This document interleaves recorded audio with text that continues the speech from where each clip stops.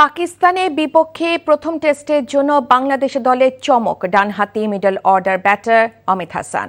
প্রথমবারের মতো ডাক পেলেন ওপেনার তানজিদ হাসান তামিম। সাদা বলে ক্রিকেটের জাতীয় দলে নিয়মিত মুখ হলেও সাদা পোশাকের অভিষেকের অপেক্ষায় ছিলেন ২৫ বছর বয়সী এই বাঁহাতি।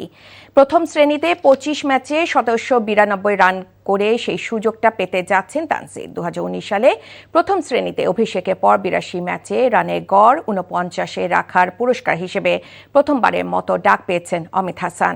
ধারাবাহিকতার কারণেই তিনি দলে ডাক পেয়েছেন বলে জানান প্রধান নির্বাচক হাবিবুল বাশার সুমন। দলে ফিরেছেন দুই পেসার তাসকিন আহমেদ ও শরীফুল ইসলাম। মিরপুর স্টেডিয়ামে ৮ মে ২ ম্যাচের সিরিজে প্রথম টেস্টে পাকিস্তানের মুখোমুখি হবে নাজমুল হোসেন শান্তর দল।